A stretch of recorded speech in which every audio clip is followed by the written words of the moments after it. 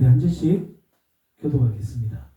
사흘째 되던 날 갈릴리 가나에 혼례가 있어 예수의 어머니도 거기 계시고 예수와 그 제자들도 혼례에 청함을 받더니 포도주가 떨어진지라 예수의 어머니가 예수에게 이르되 저들에게 포도주가 없다 하니 예수께서 이르시되 여자여 나와 무슨 상관이 있나이까 내 때가 아직 이르지 아니하였나이다. 그의 어머니가 하인들에게 이르되 너희에게 무슨 말씀을 하시든 그대로 하라 하니라.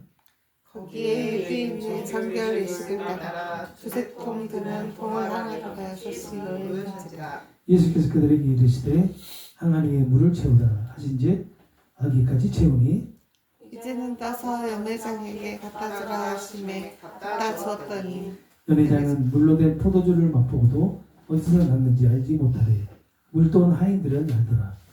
연회장이 신랑을 불러 말하되 사람마다 먼저 좋은 포도주를 내고 취한 후에 낮은 것을 내거늘 그대는 지금까지 좋은 포도주를 두었도다 하니라. 함께 읽겠습니다. 예수께서 이 첫 표적을 갈릴리 가나에서 행하여 그의 영광을 나타내심에 제자들이 그를 믿으리라. 아멘. 여러분 인사 나눌까요? 자, 먼저 신앙고백부터 하겠습니다. 예수스 에스티노 크리스토스. 예수스 에스티노 크리스토스. 예수님은 그리스도이십니다. 예수님이 그리스도이십니다. 그리스도이십니다. 예. 오늘 애들 다들 이렇게 그러죠? 자, 서로 인사 나누겠습니다. 아가포카이 에골로고엔 예수. 아포카에 올로고엔 예수. 예, 예수님 안에서 사랑하고 축복합니다. 예수님 안에서 사랑하고 축복합니다. 자, 오늘 강사님 설교시죠? 그러니까 강사님 나오셔서 여자라 부르시고 포도주를 내시다라는 제목으로 함께 말씀을 나누도록 하겠습니다.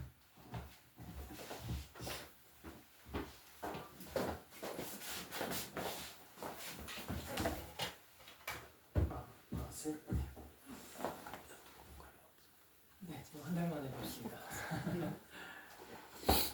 또 설명할 것을 이렇게 나눠서 바로 들어가도록 하겠습니다.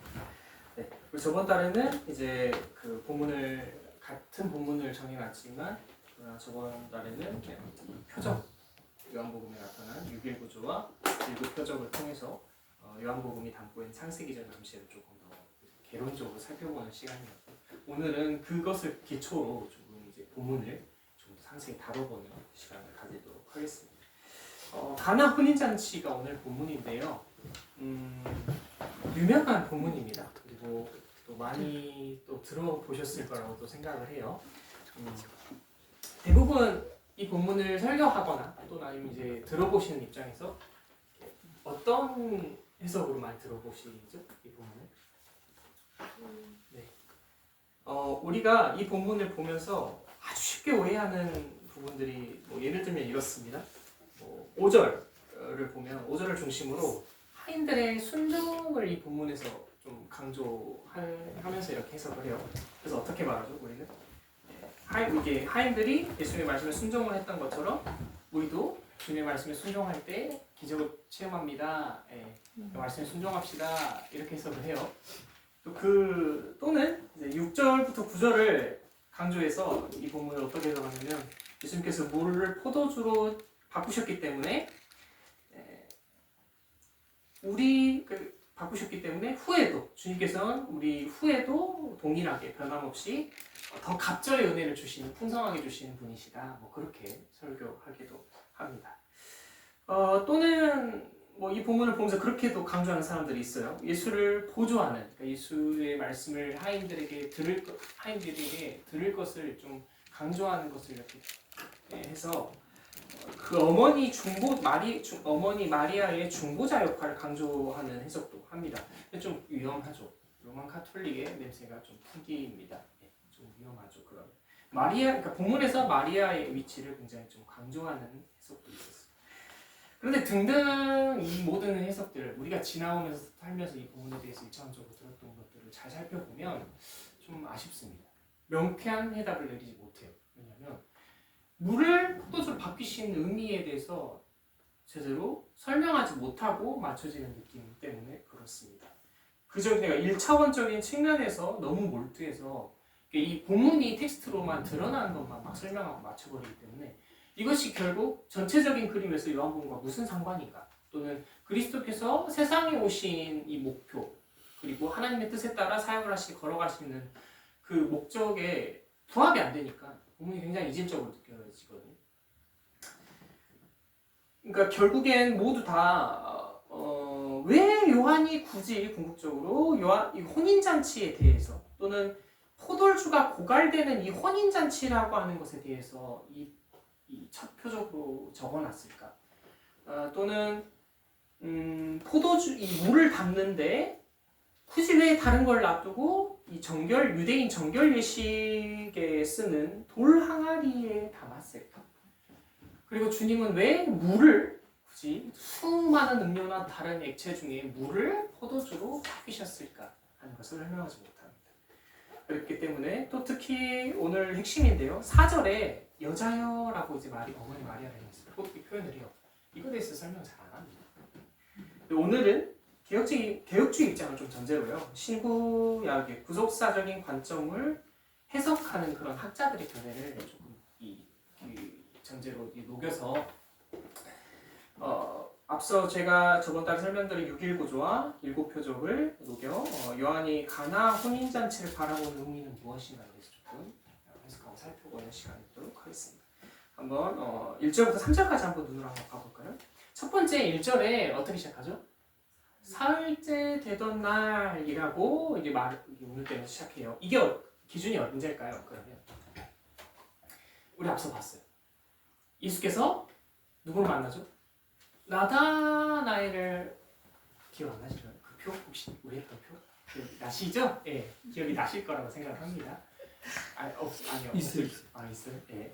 안 지웠어요. 네, 감사합니다. 그래요. 감사합니다. 네, 보시면서 그냥 설명드리면 좋을 것 같아요. 나다나엘을 만나신 것으로 하고서, 그리고 제가 저번 달 설명에는 다섯째 날로 암시되는 것이 공백이고 이것이 여섯째 날 기대하게 한다고 제가 설명을 드렸습니다. 그러니까 사흘째 되던 날은 나다나엘의 대화가 있은 날로부터의 3일째다라는 의미를 가져요. 그러니까 복습을 해보자면 요한복음 예수님의 사역의 첫 한 주, 이것은 창세기의 6일 구조를 암시하는 것이라고 제가 설명 한번 드렸습니다. 창조의 넷째 날에 해당되는 그때의 해가 창조된 것이 요한복음에서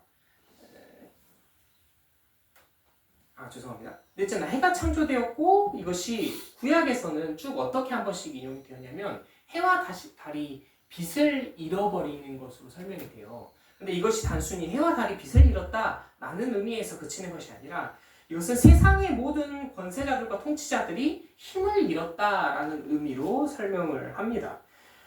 세상을 창조하신 권세의 근본이신 통치자 중에 통치자이신 하나님의 통치를 나타내시는 이스라엘의 참 임금이시오 참 왕이 이제 신약에 등장하셨다라는 의미이고, 그 강림하신 이가 예수이시다라고 이제 요한복음이 이 암시를 이렇게 사용합니다. 이 넷째 날에 대해서 이를 넷째 날에 결국 위치시켜서 어떻게 표현하는 것이냐면, 제가 말씀드린 대로 나다나엘의 고백, 당신 이스라엘의 임금입니다라는 것으로 고백되어지고 표현한다는 겁니다. 그로부터 3일째에 이 혼인잔치가 됐다는 거죠. 그로부터 이 7표적 중에 첫 표적으로 요한복음은 이 가나의 혼인잔치가 열렸다라는 것으로 설명하고 있다는 겁니다. 그런데 학자들마다 조금 이거는 이제 더 자세하게 설명을 안 드릴게요. 왜냐면 너무 길어서. 학자들마다 이것을 6일로 하냐, 7일째로 하냐에 또 의견도 있어요. 이 구속사적인 해석을 하는 학자들에 한해서도 또 의견이 달라요. 저기 언제냐면 넷째 날 이후에 다섯째 날 세례 요한의 두 제자가 찾아온 것이 시간이 어느 때냐라는 걸 가지고 이것을 7일째까지 늘려야 되냐, 6일째까지 늘려야 되냐 이런 말이 있지만, 결국 공통적으로 말하면 무엇이다? 우리가 본 이 내용은 창세기를 떠올리도록 한다는 겁니다. 그리고 그것이 예수님 그러한 성취시다라는 공통된 핵심인 거죠. 나아가 보면 예수님은 결국 마지막 한 주인 십자가의 자리에서 이것을 성취하셨다라는 것을 요한복음 설명하기 위해서 이렇게 펼치고 있습니다. 나다나엘의 고백으로 해당되는 이 넷째 날은 십자가에 달리실 때에 예수님의 그 십자가 위 명패에 유대인의 왕이라고 기록되면서 이것이 성취가 됩니다. 주님께서 십자가에 달리신 것은 결국 주님이 나무에 달리신 것은 결국 수치가 아니라 저주가 아니라 주님께서 하나님으로부터 영광 받으시는 자리가 되었다라는 것을 말하고요. 결국 그것은 언약에 따라 에덴에 하나님 나라를 회복하는 새 왕이 즉위하였다라는 선포를 의미하는 것이 됩니다. 그러니까 결국 처음 오늘 혼인잔치가 3일째 그로부터 3일째 있었던 것과 똑같은 구도로 이 십자가도 주님의 부활도 그 십자가의 때 3일째 되는 그 날에 주님의 부활이 일어나는 것으로 설명이 되어집니다. 좀 구조적인 거라 어려우셨을 텐데 옥습자 한번 짚고 넘어가는 기억해 주시면 좋겠습니다. 이어서 이제 오늘 본문이 그 사흘째 되던 날 그래서 무슨 일이 있었는가를 이제 쭉 설명을 해요. 뭐라고 설명하죠? 가나에 혼례가 있었다 이렇게 말하고요. 어머니 그리고 또 누가 참여했죠? 예수님 그리고 심지어 제자들도 혼례 체험을 받았다라고 합니다. 그래서 3절까지 쭉 가보면 무슨 일이 벌어지죠? 문제가 포도주가 없다라는 거예요. 잔치에 포도주가 없다라는 겁니다. 조금 더 정보를 조금 더 먼저 설명을 드리면 갈릴리 가나 지금 그냥 추정될 뿐이에요. 추정되는 지역 중에 유력한 곳을 설명하는 학자들이 나사렛 북쪽 나사렛으로부터도 조금 더 북쪽으로 올라가서 한 9마일 정도 올라가서 저도 잘 처음 들었어요. 아소피스 평지에 사람이 살지 않는 폐허 키르베카나이다 뭐 이런 추정이에요. 들어보십시오. 그런 곳으로 추정을 하는데 그런데 그곳에 지금 혼례가 열렸고 모두가 청함을 받았다는 거예요. 그런데 이걸 이해하려면 1세기의 그 유대인들의 결혼식에 대해서 조금 이해할 필요가 있어요. 먼저 1세기 유대인들 결혼식 어땠을까요? 우리는 결혼식 언제죠? 며칠간 하죠? 하루. 딱 하루 하잖아요. 하루 요새는 하루라고 칠 수도 없어요. 1시간. 그것도 길어요. 저도 한 30분 내로 끝내라고 했어요. 왜냐하면 나머지 시간은 솔직히 1시간이지만 나머지 30분은 사진 찍어야 되니까. 네. 그리고 다음 팀이 있으니까. 그래서 진짜 그 결혼식 준비는 저도 한 1년 한 것 같은데 30분 만에 이게 밍숭밍숭하게 끝난 게 이게 맞나? 그런 생각이 들었던 것 같은데요. 근데 그렇지 않습니다. 유대인들은 7일 동안 이 기간을 진행한다고 합니다. 7일간 결혼식을 진행하는데 이것을 손님을 초청하고 잔치를 벌이는 것으로 진행이 되거든요. 물론 이제 성경의 마태복음에 신랑이 신부를 데리러 가고 열처리의 비유도 나오고 하지만 오늘 좀 비중 있게 설명드릴 부분은 이 기간과 전체 진행이 어떻게 되느냐는 거예요. 그러면 손님들을 초대를 했고 7일간 진행을 하려면 이들을 어떻게 해야 될까요? 초대한 손님들을 대접해야 되겠잖아요. 그래서 특히나 1세기 당시는 명예의 사회였어요. 명예를 굉장히 중요시 여겼고요. 그렇기 때문에 명예 사회이다 보니까 좀 여담으로 거짓말이 좀 민감해요. 이웃에 대해서 거짓 증거하거나 또는 이웃과 맺은 언약에 대해서 지키지 못하는 건 명예의 실추로 여겼거든요. 그 명예 실추는 단순히 내 명예가 실추됐다는 게 아니라 사회적 매장, 고립을 의미하기도 했습니다. 그래서 굉장히 무거운 면이 있어요. 1세기의 명예의 사회는 굉장히 좀 무겁고 진중한 면이거든요. 그렇기 때문에 손님을 초대했고 그것을 대접하는데 대충 할 수 있었겠냐는 의미예요. 그렇지 않다는 겁니다. 명예 사회였을 만큼 손님들에게 충분한 음식과 포도주를 공급했고 그랬기 때문에 이 공급에 차질이 있었다. 이 공급이 잘못됐다. 그럼 어떻게 될까요? 가문의 명예 실추인 거예요. 그런데 1세기 기록을 조금 제가 더 파보니까 단순 가문의 명예가 아니에요. 소송까지, 법정 소송까지 갈 수 있는 문제였습니다. 이 잔치의 비용을요, 특히나 누가 됐었냐면 당시에 신랑 측이 전부 부담을 했을 거예요. 그래서 실제로 그 어떤 기록 중에는 그런 게 있대요.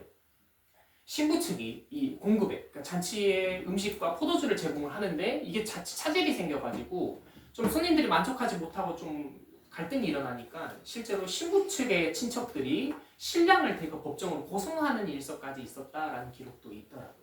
그럴 정도로 단순히 나만 욕먹고 끝나는 거야가 아니라 나와 우리의 가문과 일가 친척 모두 다 소송과 다툼에까지 이를 수 있는 그런 굉장히 좀 무겁고 좀 진중한 의미였다라는 겁니다. 초대된 손님들은 그럼 어떤 사람들로 구성되느냐? 오늘과 조금 비슷한 것 같긴 해요. 가족이나 친척이나 가까운 친구들로 이루어졌습니다. 이것을 어떻게 유추할 수 있냐? 오늘 본문의 2절로 할 수 있어요. 네. 그러니 그런 배경에서 예수님이나 제자들이 친척 초대를 받았다라는 단순한 관계가 아니었다는 걸 조금 유추해 볼 수는 있어요. 정확한 건 아니지만. 그런데 그러면 돌이켜보면 그러한 배경에서 오늘 본문이 뭐가 떨어진 거죠? 포도주가 떨어졌어요. 그럼 어떻게 되겠어요? 그러니까 큰일 나는 거예요. 그러니까 이후에 이제 등장하는 마리아의 요구가 어머니가 지금 3절에 요구한다고 하잖아요. 이게 자연스러운 거예요. 그러니까 만일 이것도 추정입니다. 확정스러운 건 아니에요. 마리아가 만일 신랑 측에 이 잔치를 준비하는 입장으로 껴있다면 이거 어떻게 돼요? 나서지 않을 수 없는 상황이 되는 거예요. 근데 본문에서는 그게 정확한 판단이 안 되니까. 그러나 그럼에도 가까운 관계였다라면 남일은 아니었을 거라는 거예요. 이렇게 끼어들고 조금 이렇게 예수님께 말을 공유하는 것이. 근데 우리는 조금 더 나가서 봐야 되는 게요. 이 홀레라고 하는 헬라어 이게 가모스인데요. 이게 결혼잔치라는 의미입니다. 단어적으로는. 그런데 성경의 용례는 좀 달라요.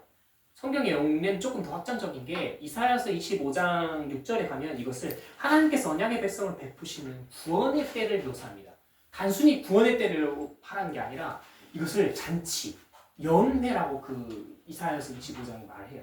근데 이것을 빌려서 이런 묵시문학 예언서들을 빌려서 요한이 또 인용을 해요. 어디서 인용하냐면 요한계시록에서 많이 인용하거든요. 그래서 요한계시록 19장 6절, 10절까지 이렇게 가면 메시아 왕국이 도래하는 그날에 있을 잔치를 표현할 때 이 단어를 써요. 그러니까 문자적으로는 그냥 연애요 혼인잔치로 치부할 수 있지만 확장된 의미는 뭐다? 하나님 나라가 오았을 때 오는 기쁨, 그 잔치를 표현할 때에 이 뭘 쓴다? 이 잔치의 의미, 가모스라는 걸 쓴다는 거예요. 포도주도 마찬가지입니다. 우리 말미에 10절에 가면 신랑 측을 칭찬하면서 취한다라는 동사를 써요. 이것을 봤을 때 이 포도주가 포도즙이 아닙니다. 그러니까 포도즙으로 해석하시는 분들이 계셔서 좀 조심스럽지만 그런 사실 정확히 말하면 포도즙이 아니에요. 헬라어 오이노스라는 단어 자체만으로도 이것은 알코올 성분이 들어간 포도주가 맞습니다. 제가 이제 참고한 논문에 학자가 이렇게 했다고 단호하게 뭐라고 하냐면은 포도를 재배하는 전문적으로 하는 농경의 전통을 가진 곳에다가 우리의 오늘날 알코올을 빼버리는 포도즙의 이거 개념을 그냥 무작정 쓰는 게 옳지 않다. 이런 말을 할 정도로 포도주가 맞음을 좀 인정해야 됩니다, 사실. 근데 왜 그러냐? 요한이 예수님을 통해서 바라보는 포도주의 의미가 있기 때문이에요. 궁극적으로는 예수님께서 성찬을 제정하시면서 이 잔 포도주를 들어서 언약의 피다라고 말씀하시는 이유가 있기 때문에 그래요. 술이 나쁘다, 기다 이걸 설명할 필요가 없는 거예요, 지금. 포도주에 대한 신학적이고 주님이 제정하신 의미가 있기 때문입니다. 이제 그건 나중에 말씀드리도록 하고 결국 돌아가서 이 유대 문화에서 결국 특히 잔치에서 이 포도주의 의미는 기억하십시오. 유흥의 의미가 아니라는 거예요. 오늘날 우리에게 술은 좀 쾌락적이고 유흥으로 많이 다가와져 있어요. 특히 한국의 정서에서. 근데 유대인들, 유대의 결혼식의 문화에서 특히 포도주는 그런 의미가 아니었습니다. 포도주는 하나님의 통치에 대한 기쁨, 메시아의 왕국이 도래된 것에 대한 진정한 참된 기쁨, 그 회복에 대한 기쁨을 상징해요. 그래서 잔을 먹을 때 기쁘고 마셨던 거예요. 네. 그러면 그런 의미에서 결국 혼인잔치에 포도주가 떨어졌다는 것이 무엇을 의미하는가? 참 기쁨이 지금 상실된 상황이다라는 겁니다. 상징적으로. 어머니 마리아는 예수께 이것을 전달하였다는 건 지극히 제가 자연스럽다고 말했어요. 추정하자면 앞서 말씀드린 것과 같이 마리아가 진행측이었을 수도 있고 그것이 아니라면 주님이 이렇게 해석한 학자들도 있어요. 주님이 목수이시잖아요. 그러니까 어머니 입장에서 장자이자 목수인 아들과 늘 생계를 의논하였지 않겠냐. 추정의 영역이지만 그런 의미에서 어머니는 늘 아들과 그러한 의논하고 함께 생계를 꾸려나가는 입장이었을 겁니다. 그러니 이런 대화를 하는 게 자연스럽다. 그렇게도 말하는 학자들이 있다. 중요하지 않습니다. 근데 그것만 말하는 게 아니라 우리가 목사님 설교를 통해 하나 기억하고 싶은 게 있어요. 누가복음 2장 49절에 보면 어떤 구절이 등장하냐면 어찌하여 나를 찾으셨나이까? 내가 내 아버지 집에 있어야 될 줄 알지 못하였나이까? 이 설교 들은 적 있죠, 우리가. 주님 유년 시절에 길을 잃었을 때, 그때 결국 아버지 집에서 발견되었을 때, 예루살렘 성전에서 발견되었을 때 이런 말씀을 남기셨죠. 생각해보세요. 마리아가, 이것도 추정이지만 마리아가 그걸 몰랐을까요? 주님이 첫 공생 사역에 들어가신 그 나이가 되셨을 때 마리아가 유년 시절부터 나타난 그 하나님의 빛을 과연 까맣게 잊어버리고 그냥 아들로만 치부하며 살았을까? 또 그건 아닐 거라고 생각합니다. 이것도 확실치는 않지만. 그러니까 결국 이 구절을 정확히 판단할 수는 없지만 그러나 복합적이고 다방면적으로 이해할 수 있다는 것. 그런 의미에서 자연스러운 거다라는 거죠. 다만 마리아는 예수님을 정말 그리스도, 하나님으로 완전히 이해했을까? 그건 아닐 겁니다. 그게 아쉬운 거라는 거죠. 이어서 가보겠습니다. 2절, 4절로 가볼게요. 그렇게 포도주가 떨어졌다라고 마리아가 아들 예수님께 요청을 했어요. 그럼 예수님 답이 어떻죠? 4절에 한번 읽어볼까요? 같이 시작. 예수께서 이르시되 여자여 나와 무슨 상관이 있나이까? 내 때가 아직 이르지 아니하나이다. 아이러니하죠. 왜? 정말 왜 아이러니하냐? 헬라어의 어머니라는 것을 메테르라고 말합니다. 우리 은하철도 공부 보신 적 있으신가요? 저 되게 좋아했어요. 저 진짜 좋아했어요. 그래서 최근에 아내한테 그 기차 사달라고 사주셔가지고 이런 설교 때 말하면 네. 어릴 때 못다한 꿈을 지금 이룬 것 같은데 죄송합니다. 네. 그 정도 좋아했어요. 근데 메테르 거기 나온 메테르 여기 이 단어입니다. 메테르 어머니라는 뜻이에요. 어머니라는 단어가 있어요. 그런데 여자여라는 이 헬라어 단어가 귀나입니다. 이게 뭐냐면 영어로 말하면 dear woman, 여인 진짜 여자를 말하는 거예요. 자, 한국 정서에서 우리 입장에서 어머니이신 분이 두 분 계시니 여쭤볼게요. 내 자식이 아무리 예수님이어도 어머니를 향해서 어머니가 이런 표현이 아니라 여자예요. 그러니까 지나가는 여자. 네, 그렇죠. 바로 이게 나오는 거예요. 네, 그렇죠. 조금 한국의 정서는 이해가 안 되죠. 네, 왜 그러셨을까? 그런데 거기서 예수님 그치지 않으세요. 뒤에 보면 나와 무슨 상관입니까? 네, 내 때가 이르지 않았습니다. 어머니로서 이 말을 들으면 어떤 심정이 드세요? 서운하죠. 네, 서운하죠. 세상에. 이게 정상입니다. 이래서 이 구절을 더욱 해석을 못해요. 특히 우리 한국의 정서에서. 그래서 어떻게 해석하죠? 대부분 한국의 사역자들이 이 구절을 해석할 때 존칭이라고 해석을 했습니다.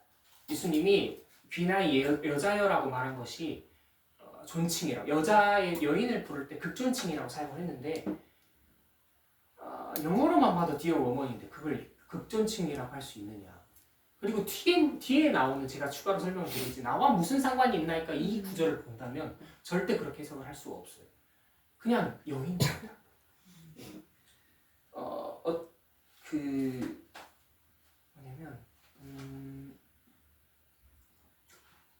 조금 부자연스럽고요. 중간적인 태도를 취하는 학자들도 이렇게 말합니다. 당시 문화에서 이 귀나이라고, 여자여라고 하는 단어가 무례함까지는 아니더라도 어머니와 아들 사이에 일반적으로 사용할 수 있는 칭은 아니다라고 말합니다. 그러니 아이러니할 밖에 남을 수 없죠. 네. 왜 여자여라고 했을까? 이거 궁금증을 남기고 다음 넘어가 볼게요. 계속 이거 가지세요, 궁금증을. 나와 무슨 상관이 있나니까, 직역하면 나와 당신에게 무엇입니까? 라는 의문인데요. 이게 단순한 표현이 아니라 당시 관용어구예요. 그러니까 헬라어 성경에만 등장하는 게 아니라 당시 헬라 고전 문학에도 쓰여지는 관용어구입니다. 이 의미는 두 당사자, 본문에서는 어머니와 예수님이죠. 두 당사자 간의 거리를 두는 표현으로 쓰는 관용어구예요. 그러니까 어느 정도, 그리고 또한 이 뉘앙스가 책망이 들어가는 어조예요. 서운하죠. 그러니까. 근데 무례하진 않아요. 좀 퉁명스럽게 책망을 섞어서 말하는 말이에요. 좀 어머니를 향해서 지금 그러는 거죠. 헬라 고전 문학에서는 이것을 많이 어떻게 쓰냐면 항의나 거절의 의사로 사용을 합니다. 이 의미를. 그런 맥락에서 RSV 번역은 이것을 어떻게 번역했냐면 당신이 나와 무슨 상관이 있습니까? 라고 지금 말하고 있는 거예요. NIV는 좀 이걸 많이 의역했어요. 어떻게 말하냐면 당신은 나에게 대하여 요구할 권리가 전혀 없습니다. 왜 이 문제에 당신은 나를 끌어들이십니까? 라고 의역을 했어요. 결국 종합하면 이걸 어떻게 해석하면 좋냐면 무엇이 당신과 나에게 공통적입니까? 당신과 내가 무엇을 공통적으로 갖고 있습니까? 당신의 관심과 나의 사역이 어떻게 연결되어 있습니까? 라고 되묻는 겁니다. 예수님 이렇게 묻고 계신다라는 거죠. 즉 예수의 첫 표적으로 드러날 이 일은 무엇을 의미하느냐? 이 말을 통해서 예수님 이 말을 전달하시는 거예요. 당신의 어머니일지라도 당신의 인간의 제안이나 조언이나 조종으로부터 내 사역이 무관하다는 것을 의미하고 있다는 겁니다. 그러니까 예수님이 선을 그으시는 거예요. 왜 선을 그으시냐? 쭉 설명하자면 예수께서 강림하심으로부터 생긴 가족으로 유대 관계를 비롯한 모든 것을 이제는 하나님의 뜻과 영광을 위한 일로 주님께서 종속시키시고 있기 때문입니다. 그것으로 사용하고 계시다는 거예요. 때가 지금 시작되었다는 거예요. 주님이 일하시는 그 때가 이제 시작되었다는 거예요. 그리고 그 때가 제가 말씀드린 표적 중에 표적으로 걸어가고 있다는 거예요. 그 첫 스타트예요. 결국 이를 위해 마리아는 예수님을 자신의 아들로 바라보아서는 안 되었습니다. 또한 육신의 어머니로서의 특권을 예수께 주장해서도 안 되었죠. 그러니 마리아를 강조하는 해석을 이 본문에서 할 수가 없어요. 그래서 위험하다라는 거예요. 후에 등장합니다. 내 때가 아직 이르지 아니하였다. 헤호라라고 한 헬라어, 이것을 그때, 그 시간이라고 번역을 하는데 어떤 때일까요? 주님이 다시 오시는 때가 아닙니다. 요한복음의 정황에서는 주님께서 십자가의 죽임을 당하신 때로 말하고 있어요. 내 때가 이르지 아니하였다. 그게 무슨 말일까요? 그 때를 지금 염두하시는 거예요. 주님이 지금부터. 나무에 달리시는 그때가 지금 이르지 아니하였다. 현재 능동태거든요. 이게 그 우크 부정부사를 써요. 그래서 예수의 자신의 죽으심과 부활과 영광으로서 높아지심의 때가 아직 이르지 아니하였다는 의미입니다. 수사적으로는 이것을 내적인 예변법이라고 이게 말해요. 이게 무슨 의미냐? 서사 속에서 나중에 전개하게 될 주제나 사건을 미리 언급하는 기법입니다. 본문의 이 말이. 이를 듣고 보고 읽는 청중이나 독자들로 하여금 그럼 그때는 무엇일까? 그때는 언제 올까라는 것을 기대하고 생각나도록 하는 효과를 주고 있습니다. 즉 마리아는 정리하자면 세속적인 관점에서 혼인잔치가 잘 마무리되기를 바라는 마음에서 또는 지금 자기가 필요하니까 자기의 필요를 따라 눈에 보이는 포도주를 요구하고 있었습니다. 자연스러운 거죠, 인간으로서. 그렇지만 예수님께서 하나님의 뜻을 순종하심으로 첫 사역을 걸음을 떼는 이 순간에는 그게 합당치 않은 거예요. 예수님은 진정한 포도주를 마시게 되는 그리스도 자신의 때, 자신의 날이 결국 인간의 시간의 제약에 달려있지 아니하다라고 선을 그으시는 겁니다. 철저히 그것은 하나님의 주권적인 시간에 달려있다라고 지금 말씀하시는 거예요. 이 표현. 그것은 한낱 어머니일지라도 나의 육신의 관계에 얽매였을지라도 인간의 뜻에 국한되어 있지 아니하다라고 설명한다. 그때는 그러면 언제이냐? 이것이 요한은 요한복음에서 13장 1절의 성취를 보여줘요. 이렇게 말합니다. 유월절 전에 예수께서 자기가 세상을 떠나 아버지께로 돌아가실 때가 이른 줄 아시고 세상에 있는 자기 사람들을 사랑하실 때 끝까지 사랑하시니라 이렇게 표현합니다. 17장 1절에서도 말해요. 아버지여 때가 이르렀사오니 아들을 영화롭게 하사 이런 표현을 쓰십니다.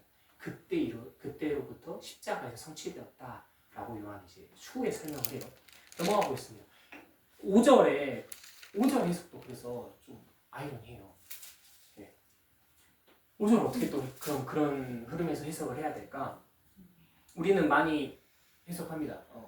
하인들의 순종, 어머니 중보자의 역할, 막 이렇게 주체적인 역할 이렇게도 막 설명을 해요. 그래서 목사님 말씀에 순종해라. 또 하나님 그리스도의 말씀에 순종하는 삶을 걸어야 돼. 잘 막 열심을 다해서 이렇게 설명을 하죠. 인간의 자유의지를 강조하는 겁니다. 그런데 그게 맞을까? 주님께서 첫 표적으로 보여주신 이 본문에 오히려 그것보다 요한의 관심, 본문의 관심은 예수로 인해 인간의 육신적, 특히나 율법적인 위치에서부터 전환되어져서 어디로 전환되느냐? 하나님의 절대 주권 아래 그의 작정하심에 이 사건이 들어간다라고 지금 관심을 두는 겁니다. 생각하면 좋습니다. 그래서 예수의 표적으로 하나님의 뜻하는 바가 이루어지는 것을 그 안에 거하는 자들이 믿음의 반응으로 볼 수 있도록 주께서 인도하시는 것이다라고 해석하는 것이 조금 더 보다 바람직하다고 생각합니다. 인간의 자유의지를 선택했다는 것이 아니라 우리는 어쩔 수 없이 인간의 육신으로 치부할 수밖에 없는 이 사건을 주님께서 표적을 일으키심으로 말미암아 인간의 시선이 아닌 하나님의 시선으로 이것을 바라볼 수 있도록 인도하신다. 그 주님의 섭리와 작정으로 우리를 초청하시고 계신다라고 이 표현을 받아들이면 좋습니다. 그러니 어머니나 하인들도 이유를 알 수 없지만 주님의 일하심에 들어가게 되는 거죠. 그의 걸음과 사역 안에 포함되게 되는 겁니다. 그 품 안에. 네.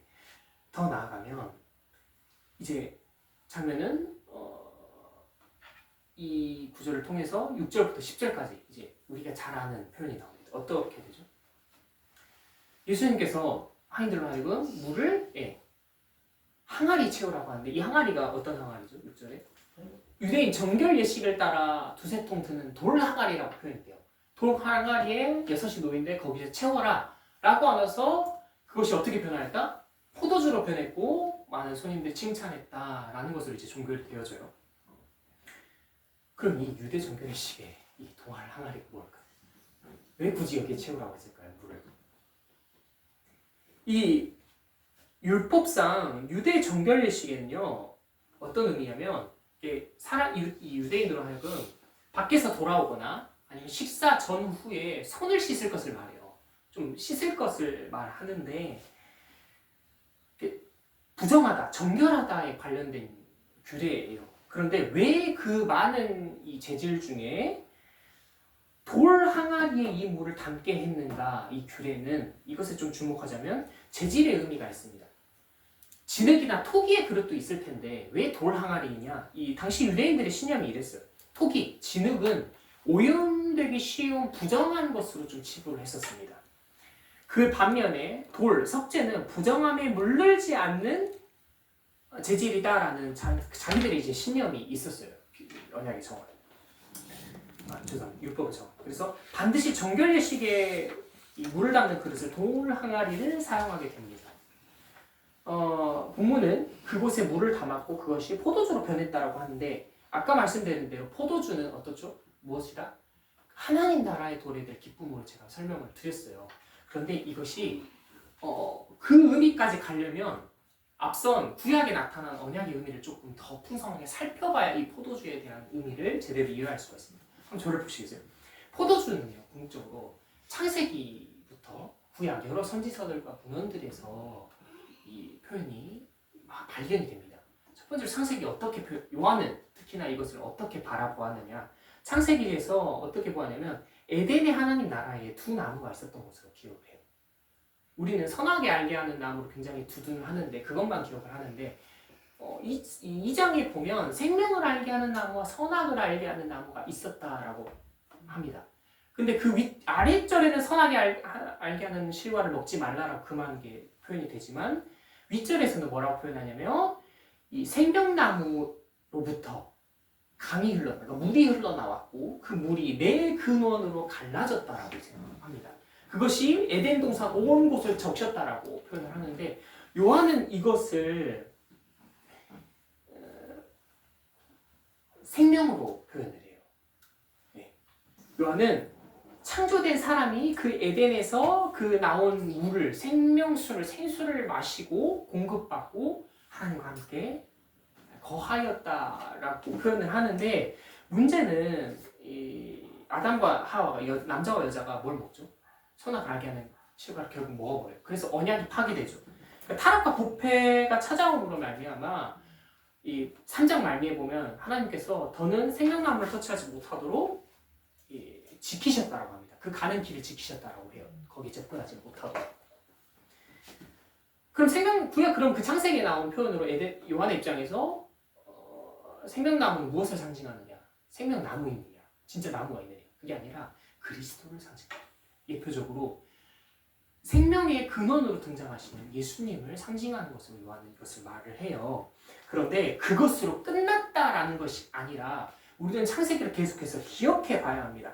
하나님은 언약이 스스로 신실하신 분이시거든요. 그러니까 아브라함만 봐도 아브라함은 자꾸 그럴 자격이 없는데 하나님이 언약을 먼저 스스로 갱신하시는 걸 나와요. 그 베리트의 장면에서도.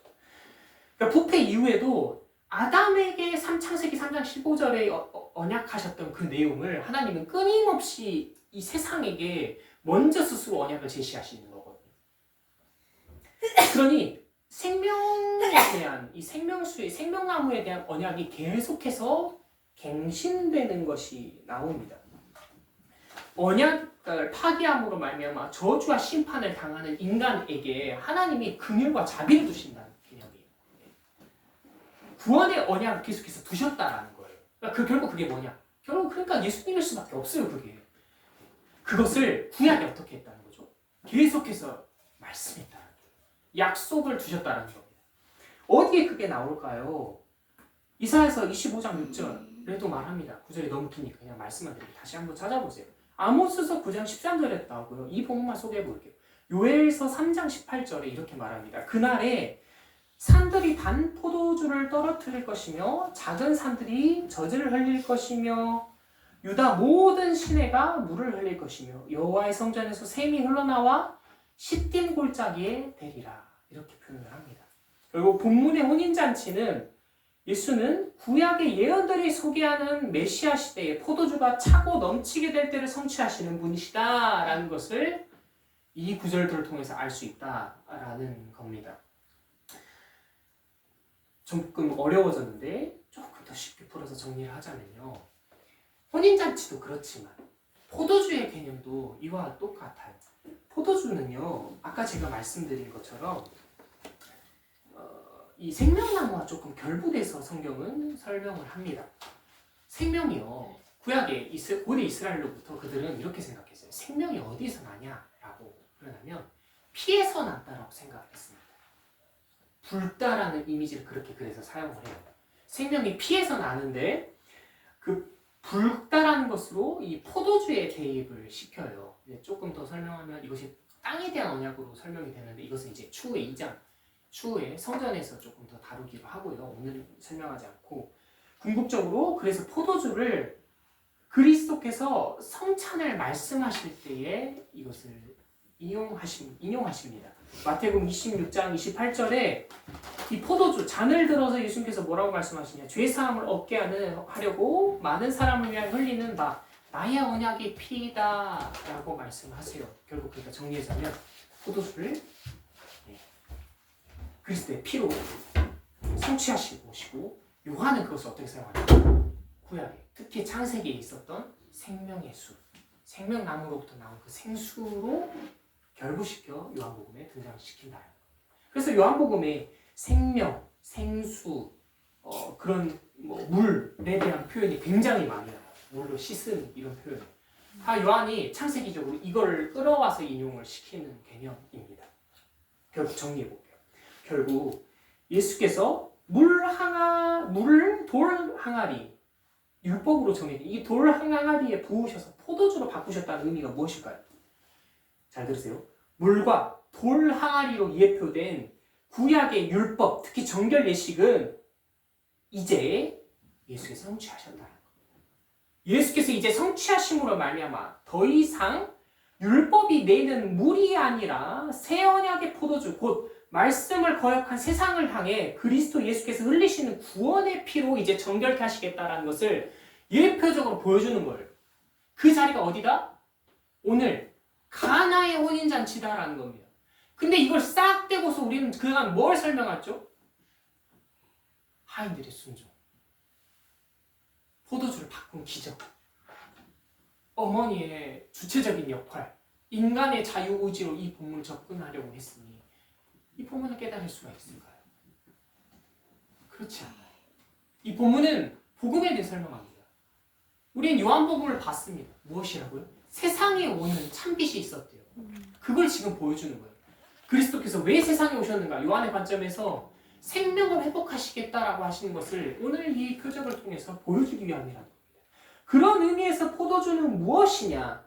창세기의 생명을 잃어버린 죄인에게 생명을 주시고자 흘리시는 예수의 피다라고 말할 수 있습니다. 예수 안에서, 특히 요한복음은 이제 고별서교에 가면 예수 이름 안에서라고 헬라어로 직역해서 표현하는데, 예수 안에서 영접한 자, 하나님의 자녀 삼은 자들이 참여하는 궁극적인 잔치, 하나님 나라에서의 참 궁극적인 잔치의 참 기쁨과 생명의 복을 의미하는 것이 무엇이다? 포도주이다 라고 지금 표현하고 있다라는 겁니다. 총체적으로 그런 말씀을 한번 정리로 마치겠습니다. 첫 표적의 자리에서 혼인잔치가 등장하고 예수께서 물을 포도주로 바꾸시면 무엇일까요? 창세의 남자와 여자를 지금 연결하고 있는 거예요. 그것을 연결해서 창세기에 있던 혼인잔치가 지금 어디에 나타나고 있다?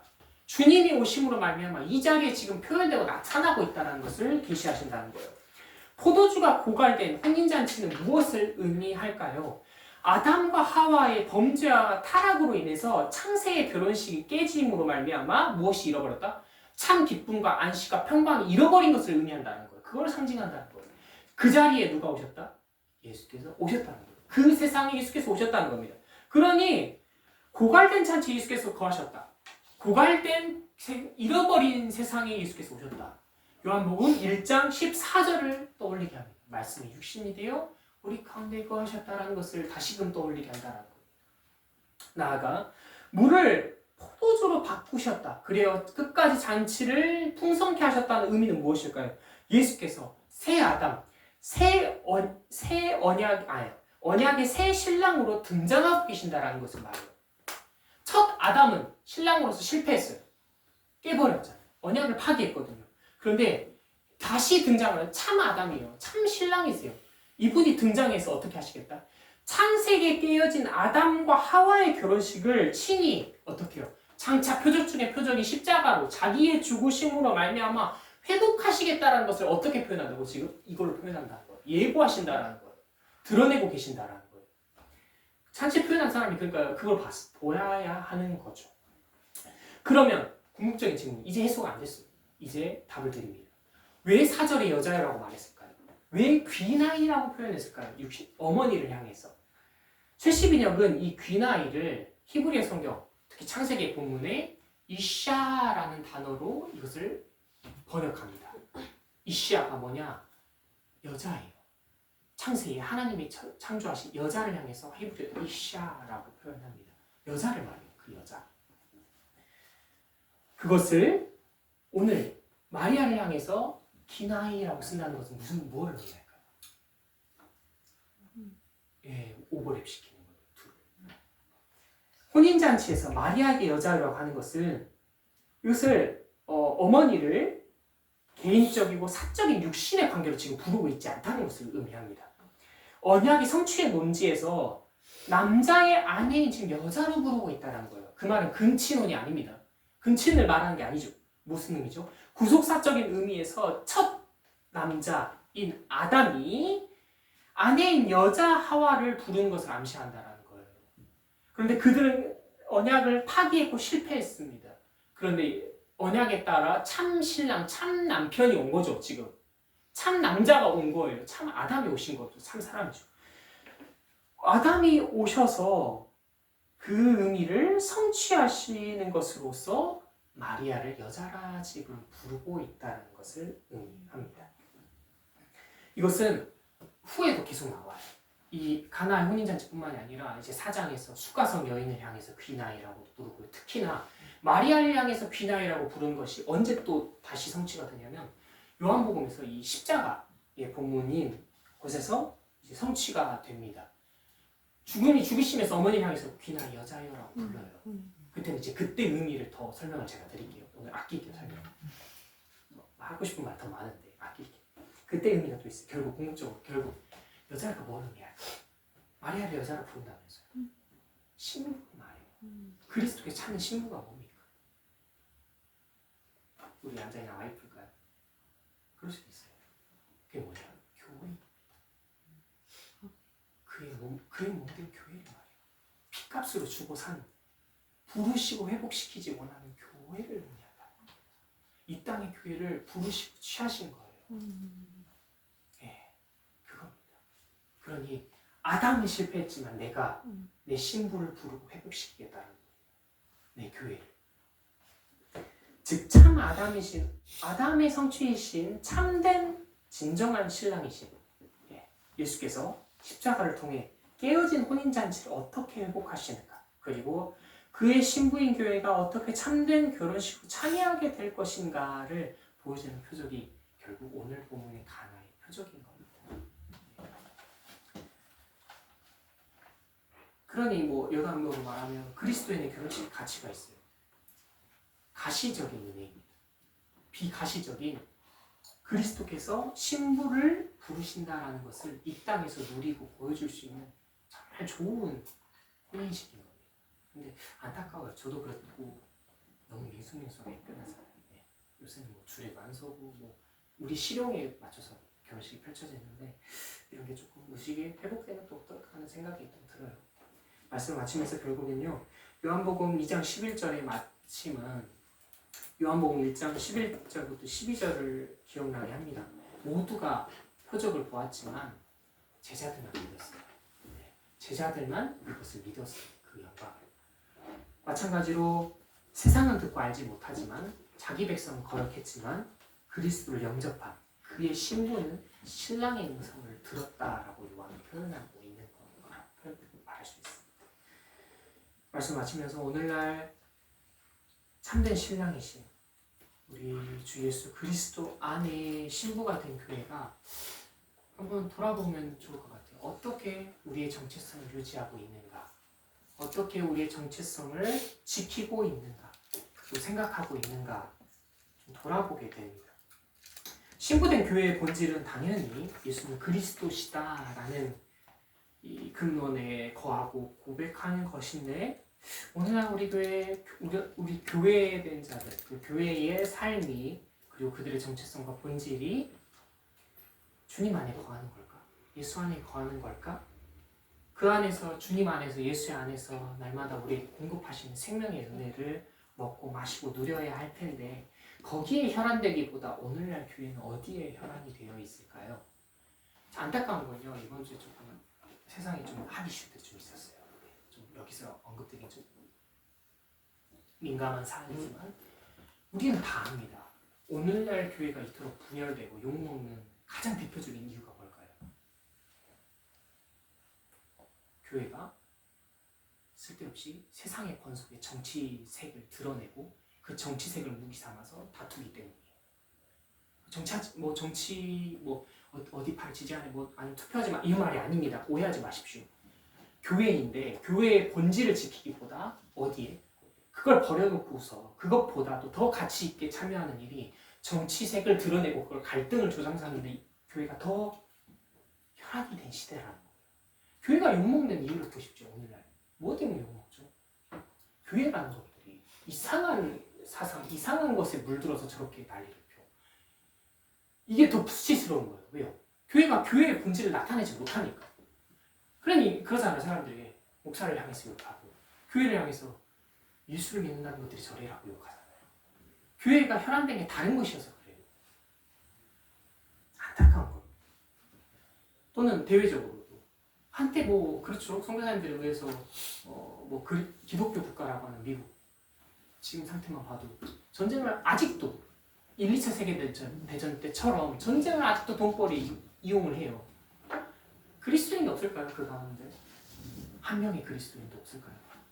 그런데 무관해요. 우리의 정체성과 본질과 우리를 신부 삼으셨다는 그 의대가 우리의 삶과 지금도 무관해요. 잘 생각해보면 그렇죠? 우리의 자격이나 실력으로도 그걸 지킬 수 있는 능력은 당연히 없죠. 그러니 그리스도 안에 거하는 은혜를 더 갈구하는 게 필요한 시대입니다. 그게 더 필요합니다. 주님이 우리 붙들어 주셔야 되는 거죠. 그런데 교회의 사랑은 그게 관심이 없는 것 같습니다. 참 이런 모습을 보면 오늘날의 교회의 모습이 5세기 이후에 로마 가톨릭의 모습을 보는 것 같아요. 권력적이고 세속적이고 높은 자리를 탐하는 그 시대와 비슷한 것 같아요. 아직도 교회의 욕심은 제왕적인 권력적인 모델을 버리지 못한 것이 많이 느껴질 때가 있습니다. 오늘날 참 그런 것 같아요. 내적으로는 다른가요? 오늘날 우리 나는 어떻죠? 먹기를 탐합니다. 먹을 수 있어요. 그런데 먹기를 탐하는 거예요. 돈이 많아지기를 원하고요. 유명해지기를 바랍니다. 그게 내가 그리스도 안에 있는 것보다 더 바라고 염원하는 것이 됩니다. 그게 주 메인이죠. 결국 세상을 더 사랑하는 우리가 신랑이 오지 않았으면 하는 우리가 제발 주님이 다시 안 왔으면 좋겠어요. 네, 난 아직 세상에서 이러고 있거든요. 그때에 십자가의 때에 죽으심으로 말미암아 우리를 신부 삼으신 것을 거슬러 생상의 풍조를 즐기고 스스로를 더럽히는 우리가 과연 그리스도의 신부라고 할 수 있을까요? 그런 우리에게 그리스도인이라 할 수 있을까요? 우리가 좀 부끄럽습니다. 말씀을 마치면서 주님, 여전히 마리아와 같이 눈에 보이는 포도주를 원하고 취하려고 하는 우리를 주님 불쌍히 여겨주십시오. 그런 눈에 보이는 것을 닥달하는 오늘날 교회인 우리를 주님 용서하시고 우리를 돌이키시고 우리를 붙잡아 주십시오. 우리에게 주님의 은혜가 필요합니다. 주님, 우리를 주님 품 안에 거하도록 인도해 주십시오. 이런 기도가 나옵니다. 이것을 기억하시면서 그리스도께서 우리를 이와 같은 은혜로 우리를 신부 삼으셨구나, 우리를 교회를 품으셨구나를 기억하시고 그렇지 못한 우리의 개인적인 삶과 이런 세대를 품으시면서 주님 우리를 인도해 달라 함께 기도하도록 하겠습니다.